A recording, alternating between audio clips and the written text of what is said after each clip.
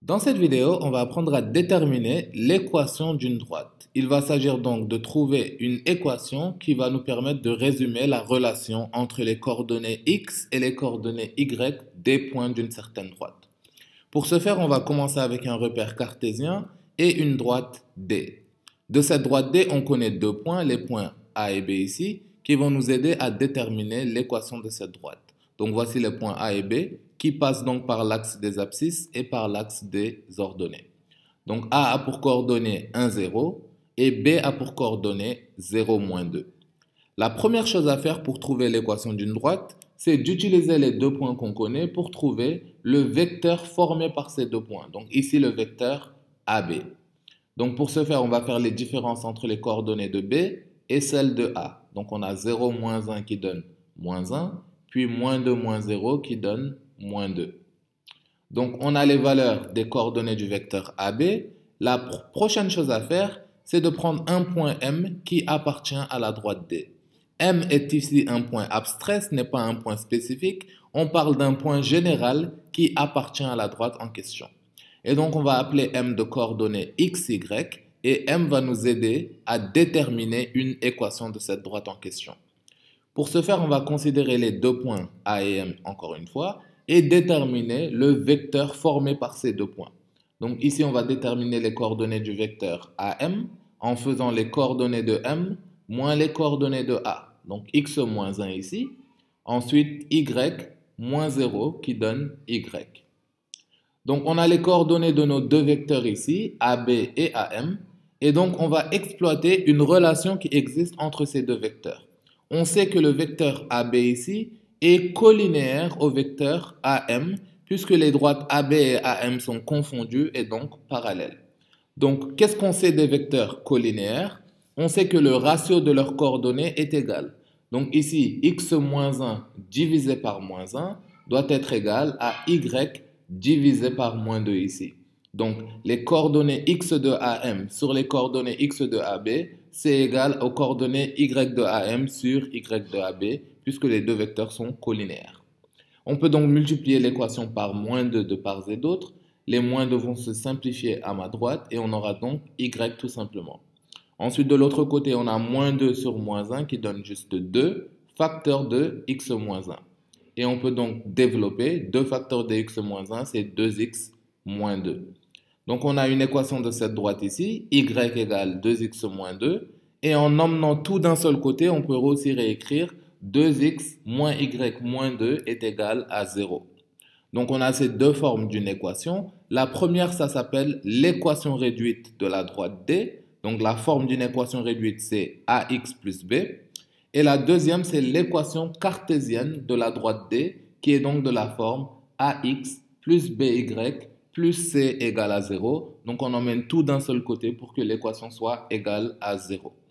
Donc voici les deux formes d'une équation qu'on peut vous demander. Selon qu'on vous précise dans un exercice s'il s'agit d'une équation réduite ou d'une équation cartésienne, il faut vous assurer d'exprimer l'équation dans son bon format. Donc on va passer un peu de temps sur cette forme d'équation réduite, y égale ax plus b. Peut-être que vous vous rappelez que dans notre chapitre sur les applications affines, on avait étudié ces fonctions de la forme ax plus b. Et on avait appelé nos coefficients a et b ici le coefficient directeur et l'ordonnée à l'origine, respectivement. Et donc, on avait aussi appris une formule pour trouver ce coefficient directeur. Et le coefficient directeur A est égal donc à delta y sur delta x, où delta y représente le changement sur l'axe des y entre deux points, et delta x représente le changement sur l'axe des x entre deux points qu'on connaît de cette droite. Donc ici, par exemple, si on a deux points A et B qui appartiennent à notre droite, au numérateur, on aura y de b moins y de a. Et au dénominateur, on aura x de b moins x de a.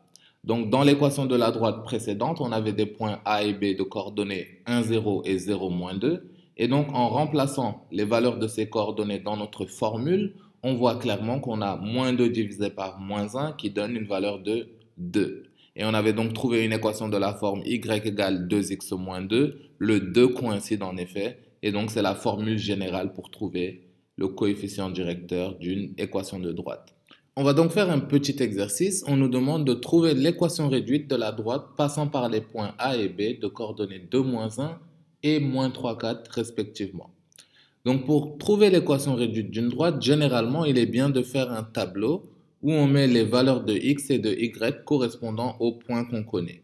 Ici, on sait que x de a, c'est 2 et que y de a, c'est moins 1, tandis que x de b, c'est moins 3 et y de b est égal à 4 ici. Donc on va trouver le changement sur l'axe des x et le changement sur l'axe des y pour trouver le coefficient a. Donc pour ce faire, on va d'abord faire la différence entre x final et x initial. Donc delta x ici est égal à moins 3, moins 2 ici, qui donne donc moins 5. Et donc on a une valeur de delta x égale à moins 5. Et pour delta y, on a ici une valeur de delta y égale à 4, moins 1, qui donne 4 plus 1, qui donne 5. Donc on a une valeur de delta y égale à 5. Donc maintenant qu'on a trouvé les valeurs de delta x et de delta y, on peut se rappeler que dans une équation réduite de la forme ax plus b, le coefficient a est égal à ce changement sur l'axe des y divisé par le changement sur l'axe des x. On vient de calculer ces deux valeurs, donc on peut remplacer dans la formule par 5 et moins 5 respectivement, qui donne donc une valeur de a égale à moins 1 ici. Donc on va remplacer a par sa valeur dans notre équation. Donc on a une équation y égale à moins 1x plus b ou bien moins x plus b. Et pour trouver b, on va utiliser un de nos deux points, donc soit le point A, soit le point B, qui vont donner le même résultat pour b. Comment faire? Donc on sait que le point A appartient à cette droite. Donc le point A devrait satisfaire cette équation de cette droite. Donc quand je vais remplacer y de A et x de A par leur valeur dans cette équation devrait être vraie. Donc ici, y de A, c'est moins 1, doit être égal à moins x de A, donc moins 2 ici, plus b.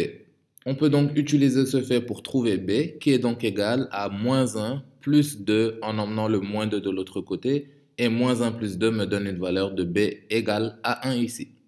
Donc on a les deux valeurs, les deux coefficients a et b, et donc on peut déterminer l'équation de notre droite qui sera donc égale à ax, ici moins x, plus b, donc plus 1.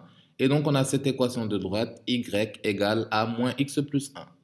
Donc de manière générale, pour trouver l'équation réduite d'une droite passant par deux points, on trouve d'abord le coefficient a, le coefficient directeur, en faisant delta y sur delta x, puis on trouve le coefficient b en remplaçant les coordonnées d'un de nos points dans l'équation réduite dont on connaît. Dans la prochaine vidéo, on va donc étudier les équations de droite qui sont perpendiculaires ou qui sont parallèles.